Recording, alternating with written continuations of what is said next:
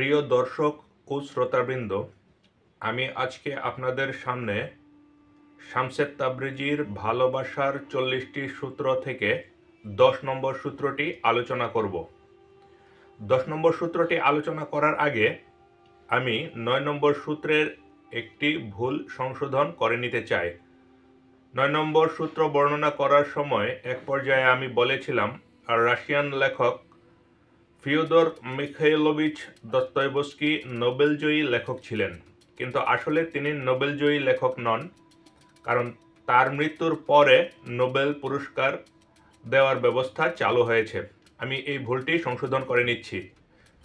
তো চলুন জালালউদ্দিন রুমির শামসে তাবরিজের কাছ থেকে যে শিক্ষাগুলি পেয়েছেন তার মধ্যে 10 নম্বর শিক্ষাটি নিয়ে আলোচনা করি।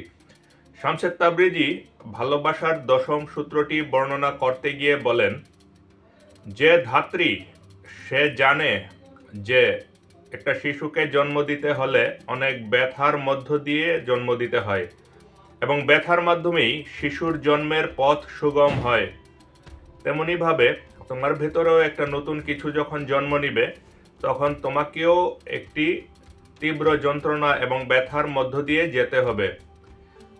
প্রত্যেকটা মাটির পাত্রের দিকে তাকিয়ে দেখো, কাদা মাটি শুকিয়ে শক্ত না হলে মাটির পাত্র ব্যবহারযোগ্য হয় না। তো এটি ছিল শামসেদ তাবরিজির ভালোবাসার 40টি সূত্রের 10 নম্বর সূত্র। এখানেও শামসেদ তাবরিজি অত্যন্ত গুরুত্বপূর্ণ কিছু বিষয় আলোচনা করেছেন, আর আলোচনা করতে গিয়ে তিনি সুন্দর সুন্দর দুটি উদাহরণ দিয়েছেন। যেমন একটি, শিশু জন্ম দেওয়া। শিশু জন্ম দেওয়ার ব্যাপারে আলোচনা করতে গেলে প্রথমে আমি একটি জিনিস আলোচনা করে নিচ্ছি। অনেক বড় একজন কামিল ফকির বাড়ি থেকে বের হয়ে যান এবং 12 বছর পর যখন ধ্যান উপলব্ধি লাভ করে পরিপূর্ণ সিদ্ধি লাভ করে বাড়িতে ফিরে আসেন, তখন তার বাবা ফকিরকে বললেন, অনেক তো ফকিরি করেছ, এবার তুমি বাড়ির সংসার দেখা শুরু করো, আমার ব্যবসা এবং আমার ধন সম্পদ দেখা শুরু করো। তো তখন ফকির বললেন যে আমি আমার স্বাভাবিক পথে আমি বিকশিত হচ্ছি, তুমি আমাকে কিভাবে আটকে রাখতে চাও? আমাকে তো আটকে রাখার জন্য সৃষ্টি করা হয়নি।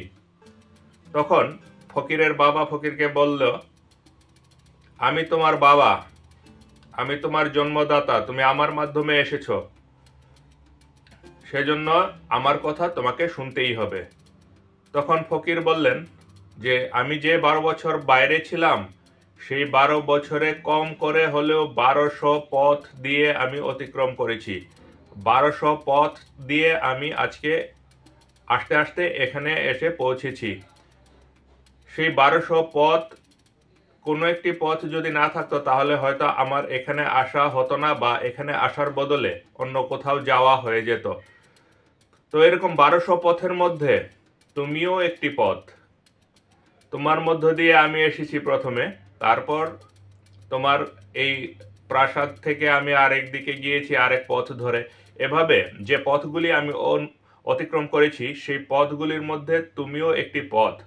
এখন সবগুলি পথ যদি চায় আমাকে বেঁধে রাখতে, সবগুলি পথ যদি বলে যে তুমি আমার উপর দিয়ে অতিক্রম করেছ, এখন আমার এখানে থেকে যেতে হবে, তাহলে আমার কি অবস্থা হবে? আমি আজকে যে উপলব্ধি লাভ করেছি, যে ধন লাভ করেছি, যে পরম জ্ঞান লাভ করেছি, তাকে আমি লাভ করতে পারবো? আর আমি আজকে যা পেয়েছি তা কোনো সমাপ্ত প্রক্রিয়া নয়, এটি একটি চলমান প্রক্রিয়া। আমি যা পেয়েছি তা শেষ হয়ে যায়নি, আমি যা পেয়েছি তা চলমান থাকবে এবং আমার চলতে হবে। তো তুমি আমাকে বলে এখানে আটকাতে পারবে না। তুমি আমার দেহের জন্মের মধ্যে অনেক ভালো ভূমিকা পালন করেছ, কিন্তু দেহ তো আমি নই, আমি হলাম শুদ্ধ চৈতন্য এবং আমার চৈতন্য সেই দেহের মাধ্যমে এসেছে, সেই জন্য তোমাকে অবশ্যই ধন্যবাদ জানাতে হয়, কিন্তু তাই বলে তুমি আমাকে এখানে আটকে ফেলতে পারো না। তো জন্ম দিতে হলে প্রথমত যারা দ্বিতীয়বার জন্ম হয় তারাই কামেল হয়, তারা আলোকিত হয়, তারা ধনী হয়। প্রথমবার জন্ম হয় দেহের, এবং প্রথমবার জন্মের মধ্যে মা সবচেয়ে বেশি জরুরি। মা সুস্থ না হলে সন্তান জন্ম হয় না। আর দ্বিতীয় জন্ম যখন হয়, আমাদের বাংলা ভাষায় একটি শব্দ আছে দ্বিজ। দ্বিজ শব্দ দিয়ে অনেক নাম আছে, যেমন দ্বিজেন্দ্রলাল রায় অথবা দ্বিজ দাস দত্ত। তো দ্বিজ শব্দটির অর্থ হলো দ্বিতীয় জন্ম হয়েছে যার। আর দ্বিতীয় জন্ম বলতে বোঝানো হয়েছে সেই ধ্যানের পথে আত্মার জন্ম এবং কামালিয়াতের জন্ম, পরম জ্ঞানের জন্ম। তো যারা পরম জ্ঞানের জন্ম দেয় তোমাদেরকে, তারাই হলো তোমার পিতা। প্রথম জন্মের মধ্যে মাতা যেমন জরুরি, দ্বিতীয় জন্মের মধ্যে জরুরি হলো পিতা। সেই জন্য যারা জন্ম দেয়, দ্বিতীয় জন্ম যারা দেয়, যে কামিল ফকিরের কাছে গিয়ে তুমি প্রথম পরম জ্ঞান লাভ করার পথ পাও, সেই কামিল ফকিরকে তোমরা বাবা বলে ডাকো। পৃথিবীর বিভিন্ন দেশে বাবা বলে সম্বোধন করা হয়। প্রথম জন্মে মা যেমন জরুরি, দ্বিতীয় জন্মে বাবা জরুরি। তো প্রথম জন্মের সময় মায়ের অনেক কষ্ট হয়, আর দ্বিতীয় জন্মের সময় যে জন্ম গ্রহণ করে তার অনেক কষ্ট হয়। তার আগের সব কিছু ছাড়তে হয়, আগের সব ভালো লাগা, রাগ, বিরাগ, ক্রোধ, ভালোবাসা বা আগের পছন্দের জিনিসপত্র সব কিছু তার ছেড়ে দিতে হবে। এবং যারা ধ্যানের পথে যাবে, যারা কামালিয়তের পথে যাবে, তারা অবশ্যই এই যন্ত্রণার মধ্য দিয়েই যেতে হবে, সবকিছু ত্যাগের মধ্য দিয়েই যেতে হবে। আরেকটি ঘটনা আছে, সক্রেটিস তার শিষ্য প্লেটোকে বিভিন্ন রকম জ্ঞানের আলোচনা করতে করতে এক পর্যায়ে বলেছিল, মনে করো সবাই একটি বদ্ধ গুহার মধ্যে আছে এবং বদ্ধ গুহার উপরের দিকে একটি ছিদ্র আছে বা একটি গর্ত আছে। সেই গর্ত দিয়ে বাইরে যারা হাঁটাচলা করছে তাদের ছায়া দেখা যায়। যারা মুক্ত আছে, যারা শিকল থেকে বাধা নেই, শিকল দিয়ে বাধা নেই, তারা বাইরে হাঁটাচলা করছে, তারা নৃত্য করছে, তারা গান গাইছে, তাদের সেই ছায়াগুলি নিচে আসছে। এবং নিচে আসলে, নিচে যারা অন্ধকারে যুগ যুগ ধরে রয়েছে, তারা সেই ছায়াগুলিকে দেখে এক একটাকে আরেকটা জিনিস কল্পনা করে থাকছে। কেউ দা দেখলে বলবে লাঠি, লাঠি দেখলে বলবে ছাতা, বা ফল দেখলে বলবে ফুল। তারা যে যার মতো করে একটা কিছু বানিয়ে নিয়েছে ছায়াগুলিকে দেখে দেখে। তো তুমি যখন সেই মুক্ত বাতাসে চলে যাবে, তুমি যখন আলোর মধ্যে যাবে, তুমি যখন মুক্তদের সাথে চলাফেরা করবে এবং মুক্তদের চারিদিক সম্পর্কে জ্ঞান লাভ করে সেই অন্ধদের মাঝে তোমার সেই জ্ঞান ছড়িয়ে দিতে আসবে, তখন তুমি দেখতে পারবে তারা সব কিছু ভুল বলছে, তারা সব কিছুকে ভুল ধারণা বানিয়ে রেখেছে। তুমি মানুষ দেখেছো, তারা দেখেছে পশু। তুমি পাখি দেখেছো, তারা দেখেছে পানি। তুমি মাটি দেখেছো, তারা দেখেছে আকাশ। তাদের সেই ভুলগুলি যখন তুমি ভাঙাতে যাবে, তখন তারা তোমাকে আঘাত করবে, তারা তোমার উপর হামলে পড়বে, তারা তোমার উপর আছড়ে পড়বে, তোমাকে তারা হত্যাও করতে পারে। কিন্তু এটা জানার পরেও তোমার তাদেরকে আলোর পথে নিয়ে আসতে হবে, তোমার কাজ করতে হবে। তো সক্রেটিস প্লেটোকে এই শিক্ষাটি দিয়েছেন। এটি সক্রেটিসের দ্য রিপাবলিক বইটির ভিতরে আছে, আপনারা যারা দরকার তারা সেখান থেকে জেনে নেবেন। তো এখানেও একটা জিনিস বোঝানো হয়েছে, তুমি যখন একটি নতুন পথে যাবে, তোমাকে তো তোমার অনেক কষ্ট সহ্য করে যেতেই হবে। তার পাশাপাশি তোমার আশেপাশে যে মানুষগুলি আছে, তাদের সামনে যখন তুমি সেই নতুন পথের বর্ণনা করবে বা তোমার উপলব্ধকৃত সত্যের বর্ণনা করবে, তখন সেই মানুষগুলি কিন্তু তোমাকে হামলা করবে, বা সেই মানুষগুলি কিন্তু তোমার এই সত্য কথা বা সত্য বর্ণনাকে সহজভাবে নেবে না।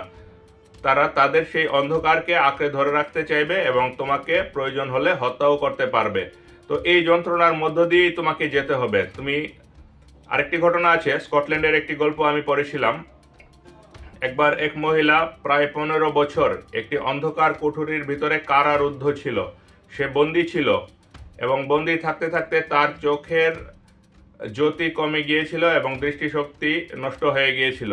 15 বছর পরে যখন সেই মহিলাকে মুক্তি দেওয়া হয় এবং অন্ধকার কুঠুরি থেকে, গর্তের ভেতর থেকে যখন বাইরে খোলা আকাশে আনা হয়, তখন সে তাকাতে পারছিল না, তার অনেক সমস্যা হচ্ছিল। সে তাকালেই তার চোখ ঝলকে যাচ্ছিল এবং তার চোখ বন্ধ করে রাখছিল।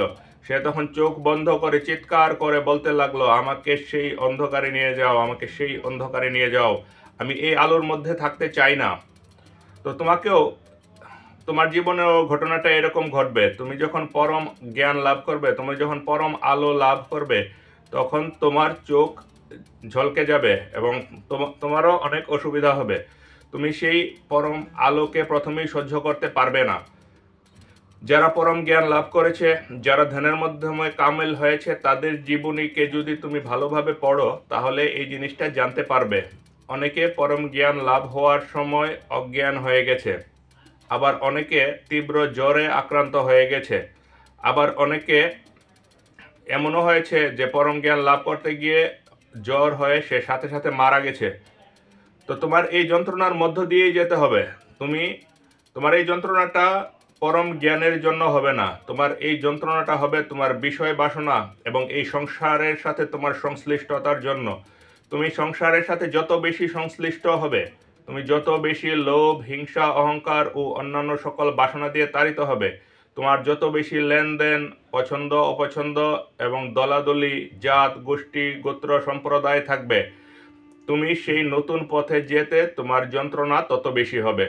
তো শামসেদ তাবরিজি এই কথাটি বলেছেন যে যে বাচ্চা জন্ম দেয় সে নিজেই জানে যে বাচ্চা জন্ম দিতে হলে একটা যন্ত্রণার মধ্য দিয়েই যেতে হবে। এটা সে জেনেই বাচ্চা জন্ম দেয়, কারণ বাচ্চা জন্ম দেওয়ার পর বাচ্চার মুখ দেখে মা যে একটি আনন্দ পায়, সেই আনন্দ সামনে তার সেই যন্ত্রণাগুলি ম্লান হয়ে যায়, যন্ত্রণাগুলি অনেক ছোট হয়ে যায়।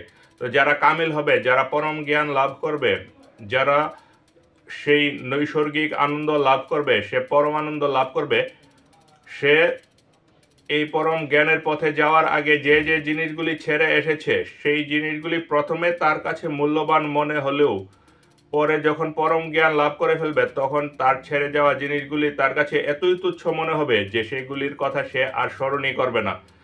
কিন্তু তাই বলে তুমি প্রথমেই যন্ত্রণা ছাড়া পার হয়ে যাবে এরকম নেই, তোমাকে যন্ত্রণার মধ্য দিয়ে যেতে হবে। শামসেদ তাবরিজি সব শেষে বলেছেন যে একটি মাটির পাত্রের দিকে তাকিয়ে দেখো, এটি নরম থেকে পুড়তে পুড়তে শক্ত হয়েছে এবং ব্যবহারযোগ্য হয়েছে।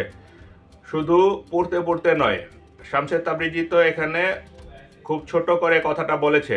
তুমি ভালো করে খেয়াল করে দেখো, প্রথমে মাটিটিকে তুলে নেওয়া হয়েছে, তারপর তাতে পানি দেওয়া হয়েছে, পানি দিয়ে নরম করা হয়েছে, নরম করার পর তাকে আকৃতি দেওয়া হয়েছে, আকৃতি দেওয়ার পর তাকে চুলোয় দেওয়া হয়েছে এবং পোড়া হয়েছে, পোড়ার পর তাকে রোদ দেওয়া হয়েছে, রোদ দেওয়ার পর যখন ব্যবহারযোগ্য হয়েছে তখন সেটি তোমাদের বা আমাদের হাতে দেওয়া হয়েছে। শামসেদ তাবরিজি অনেক ছোট করে কথাটা বলেছেন। একটি মাটির পাত্রের দিকে তাকালেই দেখা যায় অনেক কাঠখড় পুড়িয়ে এবং অনেক ধৈর্যের ফলে, অনেক কষ্টের ফলে এই জিনিসটি আমাদের হাতে এসেছে। তো একটি ছোট সামান্য জিনিস, একটি মাটির পাত্র যদি এত ধৈর্য বা এত কষ্টর মধ্য দিয়ে আসতে হয়, তুমি সেই পরম জ্ঞান লাভ করবে, তুমি এমন একটা জিনিস লাভ করবে সারা পৃথিবীর সব ধন সম্পদ এক পাশে রেখে দিলে সেই জিনিসটি সমান মূল্যবান হবে না। তুমি এত মহান একটা জিনিস পাবে, তা কি তুমি কোনো কষ্ট ছাড়া পেয়ে যাবে? কখনো না। শামসেদ তাবরিজি এই কথাটি বলতে চেয়েছেন। তো তোমরা যারা ধ্যানের পথে চলবে, তোমরা প্রস্তুত হয়ে যাবে, তোমাদের হারানোর কিছু নেই। যখন তোমরা পরম জ্ঞান লাভ করে ফেলবে তখন তোমরা জানতে পারবে যে আসলে তো আমাদের হারানোর কিছুই নেই, আমরা যেগুলি ছেড়ে দিয়েছি এগুলি তো আমাদের নয়। আরেকটা জিনিস সবসময় মনে রাখবে, যা কিছু তোমার থেকে চলে যাবে তা কোনোদিন তোমার ছিল না, আর যা কিছু তোমার আছে তা কোনোদিন তোমার কাছ থেকে কেউ কেড়ে নিতে পারবে না। তো তুমি দুঃখ কষ্ট বা যন্ত্রণা বলতে যে জিনিসটা এখানে বোঝানো হয়েছে, তোমার কাছ থেকে কিছু জিনিস চলে যাওয়া এবং কিছু জিনিস থেকে তুমি বিচ্ছিন্ন হয়ে যাওয়া। তুমি পরম জ্ঞান লাভ করে ফেললে তুমি জানতে পারবে সেই কিছু জিনিসগুলি আসলে তোমার নয়, আর তোমার যা আছে তা তুমি পেয়ে গেছো, তোমার আর কিছু লাগবে না। তো শামসেদ তাবরিজি 10 নম্বর সূত্রটির মধ্যে এই জিনিসটি বর্ণনা করেছেন। আপনাদের সবাইকে অত্যন্ত ধন্যবাদ জানিয়ে ভিডিওটি এখানেই শেষ করছি। আপনারা সবাই ভালো থাকবেন, আর এরকম ভিডিও পাওয়ার জন্য আমাদের সাথে ফলো করবেন, আমাদের পেজকে ফলো করবেন। ধন্যবাদ সবাইকে।